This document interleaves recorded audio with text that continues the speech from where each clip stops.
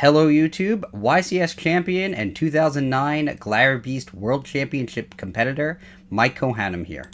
Today I'm going to talk about the variant of Gladiator Beast decks that use the Primite engine, and some of the advantages to using that engine in your Gladiator Beast deck. To be clear, I firmly believe that Tri-Brigade is the better engine to couple with Gladiator Beasts, and I think that is the more competitive way to play it. But I have seen a lot of hype around the Primite engine in Gladiator Beasts, and there is some pretty good synergy with combining the two themes. So I do want to discuss it with an emphasis on Yu-Gi-Oh! Master Duel, which is the platform I'll use for this video. Most of what I discuss, however, does have application to the Yu-Gi-Oh! Trading card game as well.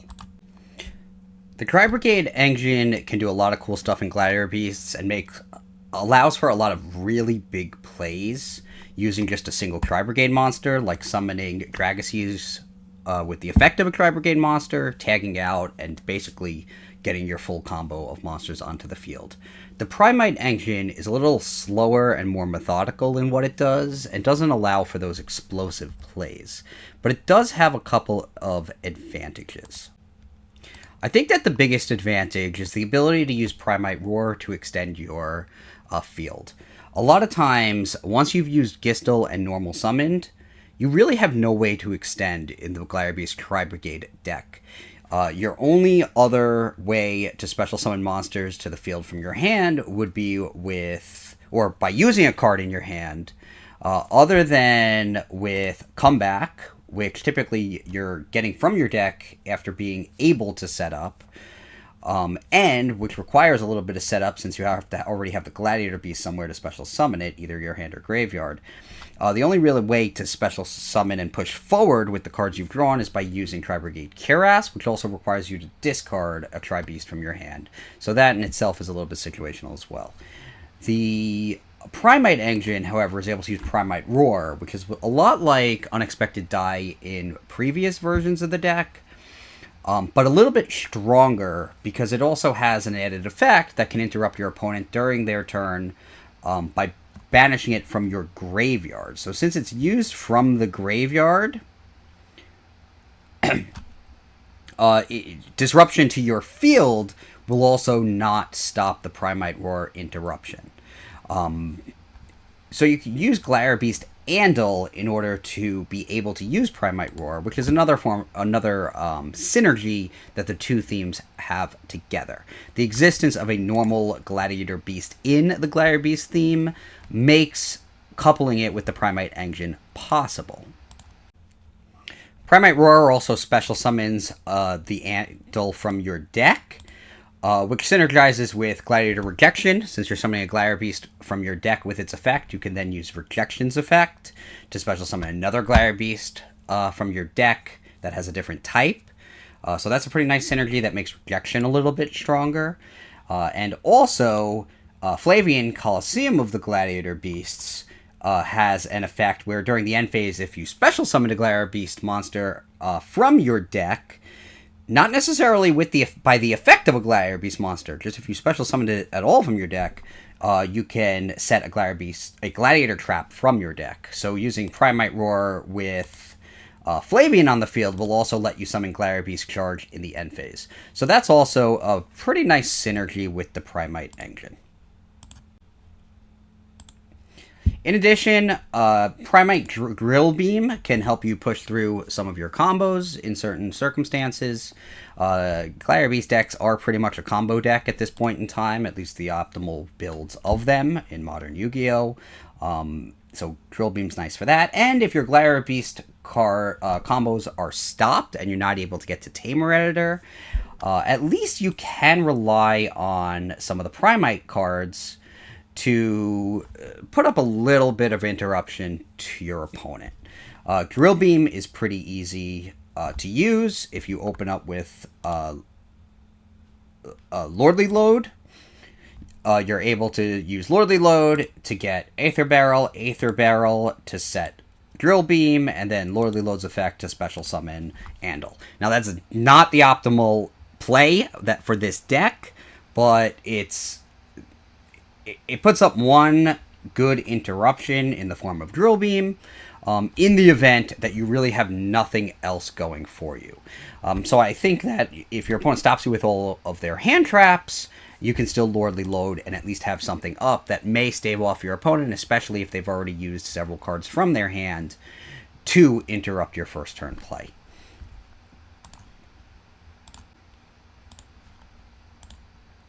Aether Beryl also can set a card from your deck, get you the Lordly Lode. Lordly Lode can get you another card. So I think this engine is also a little better at just amassing cards, turning fewer cards into more cards. The Tri-Brigade monsters don't really do that, other than the fact that they can banish from the grave to put monsters on the field. So, I mean, that's kind of creating an extra card. But that advantage that it generates is the reason I'm also using Forbidden Droplet in this deck, 2 copies specifically, so that the deck is a little stronger going second as well, especially if you draw the Droplet. And I have won several games that way by using Forbidden Droplet after my opponent takes a turn. I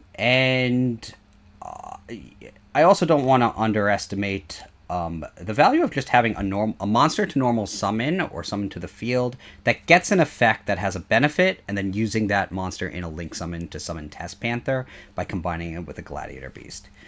That's the role that Aether Beryl takes here.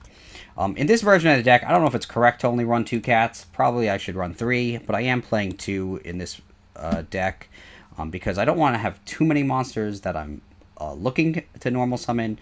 The Rescue Cat in this specific deck is not searchable because I'm not using the Tri-Brigade monsters in the extra deck. I'm not using Sherrig or Ferrigit, since I'm not using the Tri-Brigade effect monsters that make them easier to summon.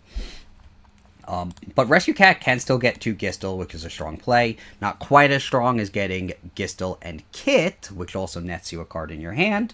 But without a doubt, Rescue Cat is probably still the best normal summon that the deck can make. Depending on your hand, Aether Beryl, though, could be some competition for best normal summon.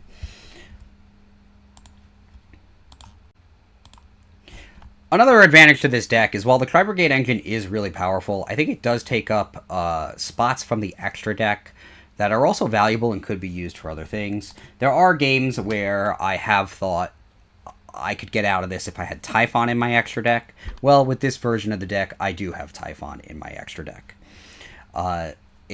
There are also games where I really wished I had a second copy of Claudius to send the first Claudius back and be able to summon that second copy. In this version of the deck, I do have 2 copies of Claudius, and I also am playing 2 copies of Test Panther. On occasion, I have wanted to summon a second Test Panther in my Gladiator Beast Tri-Brigade deck, but wasn't able to because I only played 1. Because you did have to make some room for the Tri-Brigade monsters, and the combos that the Tri-Brigade monsters were able to enable.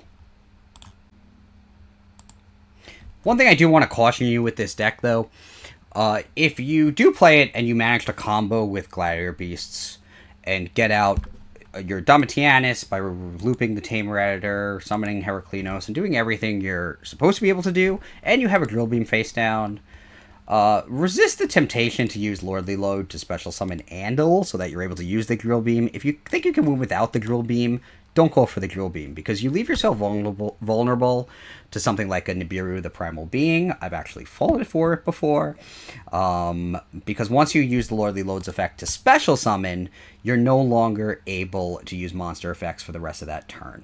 So you won't be able to negate the effect of Nibiru, the Primal Being, with the Domitianus that you work so hard to summon. So that is a pitfall that you do need to be careful about, and something that you should look for when you play the deck. With that, I did save 2 duels just for demonstration purposes, so you can see some of the interplay between the Gladiator Beast and Gladiator Beast and Primite engines. No Tri-Brigade here. The Gladiator Beast combos are simple and straightforward, but the Primite engine sometimes helps to extend them, helps to stabilize when the opponent's able to stop certain plays, and lets you set up some backup. So I think it is a little bit stronger through certain hand traps, even stronger through those hand traps than the Tri-Brigade engine. If you like Gladiator Beasts, please subscribe to my channel. I am posting as much Gladiator Beast content as I possibly can. If you like this video, I would appreciate if you hit the like button here on YouTube. Seeing my Gladiator Beast videos do well does encourage me to create more of them. So here's the first of 2 duels that I saved using the Primite Gladiator Beast deck. I have been climbing through the Platinum rank with this deck. It's only the 6th of the month today, 6th of July, so I haven't played a lot, but I have had a pretty good positive win ratio, so I know the deck is capable of making that climb, as I know that any Gladiator Beast deck is. I activate Lordly Lode to start. I get Aether Beryl. For some reason, he chains March Hare's effect, banishing White Rabbit, and then uses the Rabbit to get TB11. Not entirely sure why he does it there. I guess he just wants to have access to that immediate TB11. But he uses it quickly to not really do much. He just gets Dormouse, and then returns March Hare to his hand. And at the end of the day, I think this just helps me, because it allows me to use Darius to special summon from my own deck. But I'm not getting much use out of the Infinite Impermanence, and I do want Attorix. So I have Gistel and Attorix after I use the field spell. And then I do the basic Gistel-Attorix combo while still holding Aether Beryl in my hand. So I dump Vespasius, I use Comeback to bring back Vespasius, make Tamer Editor, and on my 5th summon, let's get out that Domitianus, so that I can't get hit by Nibiru. Now I summon Aether Beryl, I set Primite Drillbeam, and I use the Aether Beryl, who just got me a free card, to link with the Tamer Editor and summon the Panther.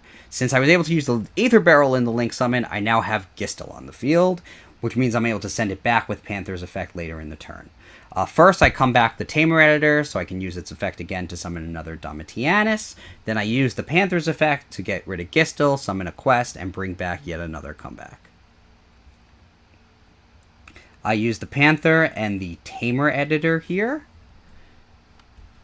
That allows me to summon Darius, and now I can use the Darius' effect, and I will summon Noxious, who dumps the Vespasius to the graveyard.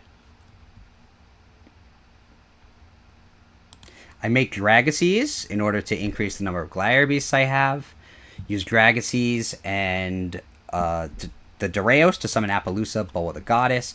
It only has 2 negations, but I find that the number of negations it has doesn't really matter, because it's really a backup to the Domitianus, since it can only be used once per chain. That lets me do Claudius, and then I go for Tamer Editor for Gyzarus, and then, because I want to make room to be able to use Claudius' effect, I do Link Summon SP Little Knight. So now I have on the field Claudius, Little Knight, 2 Domitianus, and Appaloosa, and since I did special summon from my deck, I'm able to set Gladiator Beast Charge to my field. He summons Dormouse, and right now with 4 monster negations and Claudius on the field, I'm pretty committed to just negating every monster effect. So I negate Dormouse with the once per turn Appaloosa, he uses March Hare, and I use Domitianus to get rid of the March Hare.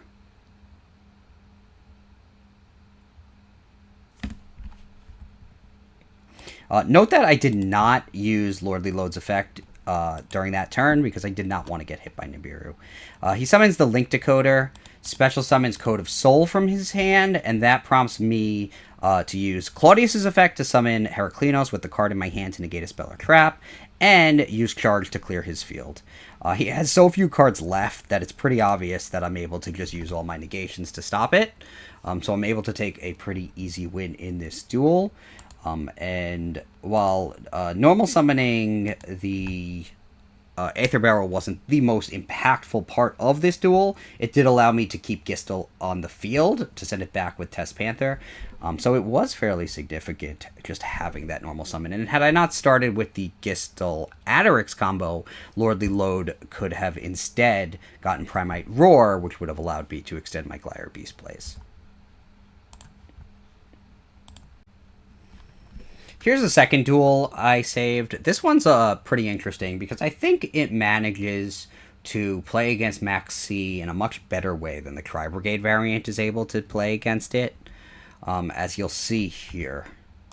While by no means I by no means had a phenomenal setup, I was able to manage to win, and I think the Primite engine was largely responsible for that. So I used Gistel's effect to summon him and Noxious. My opponent uses Maxx and draws a card.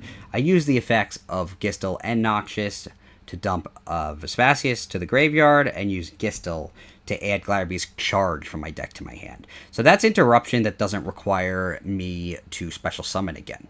Then I use Lordly Lode to get Aether Beryl to set Drillbeam, and I give him one more card by using Lordly Lode's effect, so that I'm able to activate the Drillbeam. I think it's worth it to have a negate and banish effect, and give him one draw in exchange for it. Plus, it's one more card toward Claudius later in the duel. He uses the White Rabbit's effect, which would allow him to set a trap card from his deck, Malice trap card. At that point, I negate it. I don't know if that's correct or not, but I choose to do that. I think it would have been, the trap card would have just allowed him to go off in a way that I was hoping to prevent. He ends up going off anyway, so he summons Linkaribo, which blanks my Gladiator Charge. But I do know that a lot of times Malice players end up using the Linkaribo in a Link summon because they need that body. So I pretty much just sit there hoping he does that and waiting for that to happen. So let's fast forward. And he does eventually do that.